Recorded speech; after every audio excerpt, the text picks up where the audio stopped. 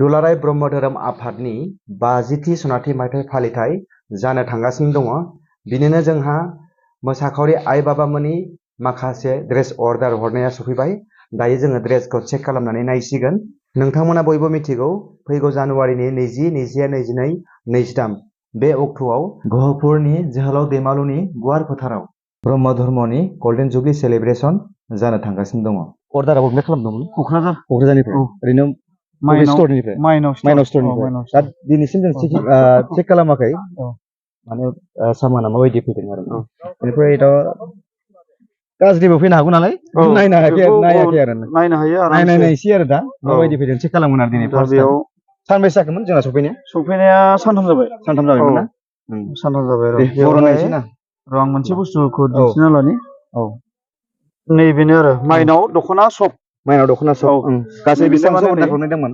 गासै माने 100 जन मोसाखावरि दं नालाय। ओंखायनो बे 100 मोसाखावरिफोरनि थाखाय 100था बेखौ लाबोनाय जाबाय।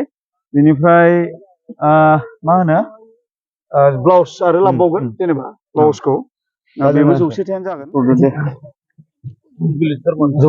100था ना? गिलिर। बेखौ खेवसै होमबा? खेवदो दे।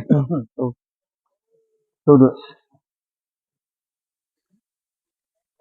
जेरावबो साप्लाय खालामबाय थाग्राखा नालाय गावसोरबो बुजिखायो रिस्क लाखायो माने थेवब्लाबो आरो नङा होमबा दायथ'आ जोंनि नालाय नायनानै हरखायो आरो हरनाय बायदि जाखायो।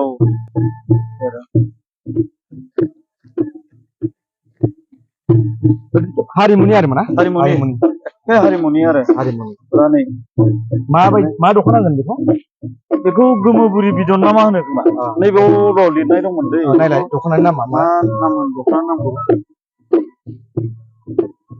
पाकाया बिदन होनो बेखौ गांसे दिहुनना नायनायनि जों दे गांसे दिहुनना नायनाय नाखियानि गिजिबो थानो हागौ नालाय दे नायदो बेखौ खेवनायदो दे गासिबो खेवजोबनो हानाय नंला बै समाव जेब्ला जों आइमोना जेब्ला होनाय जागोन अब्ला जोङो बेखौ गासैखौबो जोङो गांसे नायनानै हरनाय जागोन आरो ब्लाउसबो अर्डार खालामनाय जाबायना दायो ब्लाउसखौ अर्डार खालाम साननैसो उनाव अर्डार खालामबा जागोन साननैसो उनाव आरो बिसिनि जखाखौ नांगौ नालाय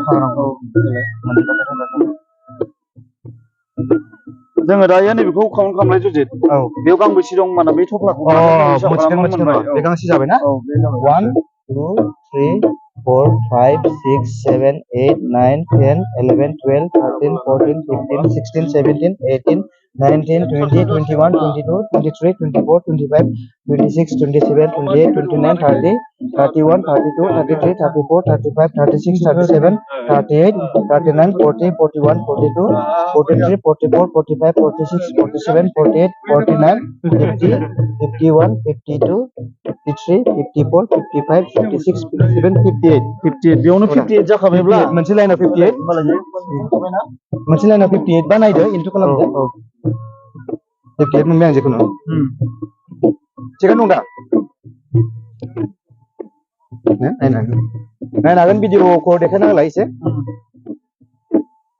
मोजाङानो फैदों स्टरनि नामा मा होनदोंमोनलाय बे माइनाव क'क्राझार माइनाव स्टरनिफ्राय लाना फैदों बेखौ क'क्राझार माइनाव थिगानो दं दे माइनाव दख'ना सब माइनाव दख'ना सबनिफ्राय साननाया जायासै आं एसे सानखादोंमोन ओरैसो खालामनांगौ आरो बिशाल मार्केट पस्ट अफिस बे हलजुगाव मोननैजों मोनसे जाना दं नंगौना औ दे औ देलाय बिदिसोथ' आरो नंगौ